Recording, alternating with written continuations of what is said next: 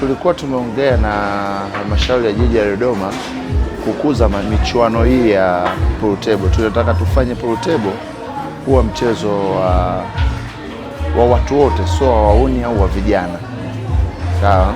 Ndio maana tukawa tumeona tuongee na halmashauri kwa uongozi wetu wa jiji la Dodoma kufika pale tunapohitaji kufika. Target yetu ni kubwa, lakini tunaanza kidogo kidogo. Target yetu ni kubwa na tuna malengo makubwa sana. Tija itakayopatikana, kwanza tutafungua ajira kubwa sana kwa vijana. Huu ni kama mchezo mwingine, kama ulivyo mpira wa miguu, kama ulivyo mpira wa mikono, ulivyo mpira wa kikapu. Maana yake ni kwamba ni kutaka kuwaaminisha Watanzania kwamba huu si mchezo wa kihuni. Huu ni mchezo ambao anaweza kucheza mtu yeyote wa karia yoyote, sehemu yoyote, kwa muda wowote. Na uzuri mapool table haya yapo kwenye jamii zetu zinazozunguka. Kwa hiyo ni rahisi watu kufanya mazoezi huko pembezoni. Nako tutaandaa tour ambayo itakuwa tunawatembelea kwa ajili ya kutafuta timu kubwa ya Dodoma. Ikiwezekana tuwe na timu hata 2 nzuri kabisa za Dodoma jiji pool table. Kwanza wanawake wawe na uthubutu.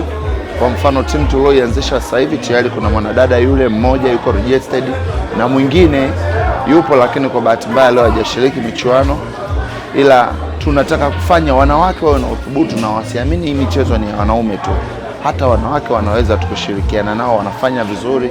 Kama mlivyoona dada amecheza resi ya 7, amefungwa 4-5. Umeona? 4-5, lakini ile bench mbili zikawa ni sare, kwa hiyo hazikuwa tena zipo kwenye ushindani. Leo hii tumeona amefanya kitu kikubwa sana.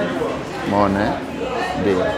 Wanawake wanaweza, wasiogope, waje tujaribu, na tumefungua madirisha na milango viko wazi. Karibuni yeyote anayesikia, mwanamke yeyote, karibu, njoo tucheze, njoo tushiriki, njoo tufanye, tunaweza. Mchezo ulikuwa mgumu kwa sababu nimekutana na mtu ambaye ni mgumu.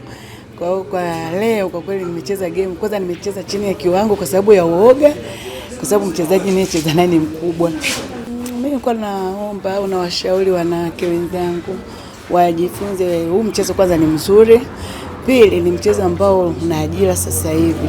Kwa hiyo nilikuwa nawashauri wanawake wenzangu wajifunze huu mchezo, ni mzuri. Tunawashukuru kwa sababu wametuunganisha leo, kwa sababu leo kuna wachezaji ambao wametoka mkoani, wametoka Dar, wametoka Morogoro na sasa tuko Dodoma. Kwa kweli wamefanya kitu kizuri, tunashukuru. Kiwe endelevu, isiishie hapa.